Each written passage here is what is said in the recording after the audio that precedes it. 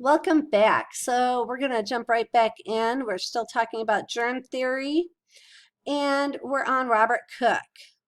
So Robert Koch proposed a series of postulates to definitively identify the causative agent of specific diseases. So basically that states that there's one microbe that causes one disease.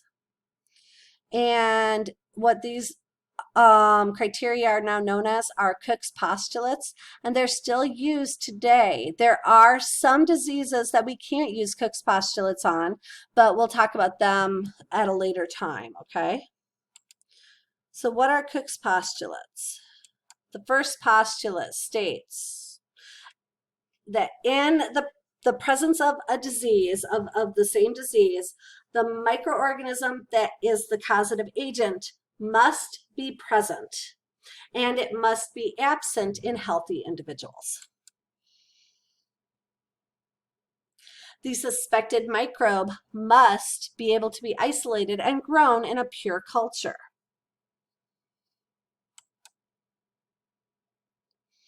If that microbe is then injected or inoculated into a healthy host, the same disease must result. And finally, the same microbe must be isolated again from the new diseased host. If all of these postulates are met, then you can identify definitively the microbe to the disease. So what this also led to, though, was the discovery of agar plates, or not agar plates, I'll say of agar petri dishes, nutrient solutions, and isolation techniques. So how did we discover agar? Well, agar's been around forever, and actually it was used in the cooking industry to help make jellies and jams thicker so that they didn't, in the hot temperature in the summer, just liquefy and turn into a watery solution. And so it was Fanny Hess who had offered the idea of using agar and the nutrient broth. And so when Koch did that, he ended up producing nutrient agar, which was then able to be used to grow microbes. Well, you also had to have techniques for isolating those microbes.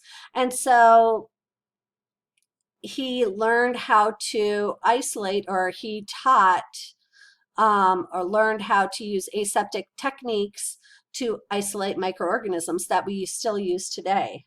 So example would be the streak plate method of isolation of bacteria. And so these are really important because these are things that we use every day in lab to maintain the environment of the lab as aseptic, to make sure that our microbes are growing effectively, and to make sure we're growing the right organisms. And so this is just a figure from your textbook that shows different individuals and how their discoveries and how it led to the cell theory, the endosymbiotic theory, and germ theory. So now we know that germs can cause disease, right? We know this. We also know, because I told you, that most microbes are beneficial. Specifically, most bacteria are beneficial. But now that we know that microbes can cause disease, this led to the study of host defenses. So now we're looking at immunology, or the study of our immune system. And this brings us to a new individual known as Edward Jenner. So look at his date, 1798. This is before germ theory. This is before cell theory. This is before endosymbiotic theory, okay? Edward Jenner is one of the first individuals to use a your textbook calls it a vaccination procedure. I usually call it a variolation procedure, but to protect individuals against smallpox. Smallpox is a deadly disease. If it doesn't kill you, it can leave you deformed. So it's very dangerous. It's caused by the variola virus. There's two different forms, variola major and variola minor. They only infect humans, and it has been eradicated. So what did Edward do? If I can get him, there you go. He is known as the father of immunology, and he used materials from the cowpox legions to protect people from smallpox. Infected individuals that had cowpox would then get cowpox, but then they were immune to smallpox. And this is before we knew that germs cause disease, okay? So how did he figure this out? Well, he was studying this disease, and he noted that milkmaids did not get sick with smallpox, but they got a mild disease known as cowpox. So he had this hypothesis that maybe they didn't get cowpox or smallpox because they were protected because of the cowpox. At this time, people who did not have a lot of money would often allow their children to become apprentices to more wealthy, distinguished individuals so that their children were able to do better than their parents did. And so a little boy, James Phipps, that's this boy here in this picture, was the apprentice to Edward Jenner. So back then, apprentices had to do whatever their masters told them. That was how they learned. And in this case, Edward Jenner actually decided to use James Phipps in his experiment. So his hypothesis was that cowpox protected against against smallpox. So if he infects James Phipps with cowpox and James gets sick and has the disease, and then he infects James with smallpox, James will not get the disease. James will be protected from the smallpox. And so he did. He took the scrapings from a cowpox patient. He cut James' arm, and then he infected James with those scrapings. James, like we would expect, got sick with cowpox, and after about a week to 10 days, he was better. So now Edward decided, okay, this worked, so now I'm going to infect you with smallpox, and I think you'll survive. But, he wasn't 100% sure, but, this was just his apprentice. If his apprentice dies, he can always get a new apprentice. So he infected little James Phipps with the smallpox pus and materials, the same way he had done with the cowpox. And James did not get sick. He survived. Edward Jenner actually gave James a house, and James had a pretty good life, but he's not really a famous person, even though he was one of the first people to be tested on and survive smallpox in that sense. So that was kind of cool that we know of, at least. I'm sure historically there's other people, but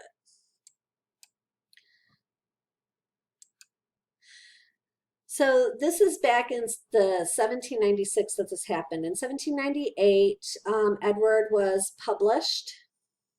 He had published his findings and said, hey, if you want to be protected from smallpox, infect yourself with cowpox. Well, then people started saying, oh my gosh, this is crazy. Just like today, people think that vaccinations are going to do all these crazy things to you. People started, they made fun of him. And they basically said if you infect yourself with cowpox, then you can become a cow, and that's what this is showing. And people laughed at him, thought it, made fun of him, until cowpox came to their, or not cowpox, until smallpox came to their towns. Then people started getting sick with smallpox, and they got scared, and they said, you know what, let's try it. And they did, and they survived. And then Edward Jenner was no longer ridiculed. He was thought of as a hero. So what does cowpox look like? This is a picture of cowpox, very mild disease. You get these little crusties that will fall off after about a week or two. And similar to like chicken pox. It's contagious, but it's not deadly. Whereas smallpox is contagious and it's deadly. And if you survive, you will have scarring all over your face and arms, because it typically hits the face and arms first, whereas like chickenpox hits the torso first. Cowpox or smallpox will hit your face and arms, or I should say face and appendages. Highly contagious. If these blisters pop, that fluid is super contagious and can cause all kinds of problems. So moving up in time to the mid 1800s again, Pasteur and one of his fellow associates, Roux, were working on cholera in chickens. They were doing research, and they were injecting chickens with cholera samples and then seeing how the chickens became sick, and seeing if any chickens would ever survive, stuff like that. They were just running different experiments. Well, they left their cultures. So they left their work, their lab, and they left the cultures in their incubator for an extended period of time before they came back and started working on their research again. So think about, taking a week off from doing research. They came back and immediately started working again, injecting chickens with the cultures that were in the incubator. Now these cultures are old now, and old cultures tend to lose their ability to do damage if they are pathogenic. And so when he infected the chickens didn't get sick. And he thought, that's really weird. So, there's a whole slew of chickens that they infected and none of them get sick. He thought, well, maybe these chickens are, special, or more likely the bacteria just are dead or something. So I'll just make some new samples. So he did. He grew some new samples and again infected the same chickens. And the chickens again did not get sick. And he thought, what the heck? So then he infected different chickens, a different group of chickens with the new sample, and they got sick and they died. And he thought, wait a second. So he took old bacteria again, infected chickens. They did not get sick. They did not die. Then he took the new strain, the newer bacteria, and infected those chickens, and they did not get sick and die. But if he infected chickens without infecting them first with the old strain, they got sick and died. And so this is how he came up with the first vaccination. So prior to this, we didn't have vaccines. By all means, we had mechanisms for protecting ourselves, like I just talked about Edward Jenner, and Edward Jenner came up with the first kind of vaccination, but it was called a variolation to smallpox. It wasn't until Pasteur figured out, hey, if we use attenuated cultures or dead cultures, our immune system can actually produce antibodies to protect against the more damaging strain, the pathogenic form. And so that's where vaccination came from. And so we have vaccinations against multiple diseases, which is really beneficial. Oh, what did I just do? That was weird. Okay, there we go. He called this attenuated culture a vaccine. Vaca means cow. And so it's kind of like a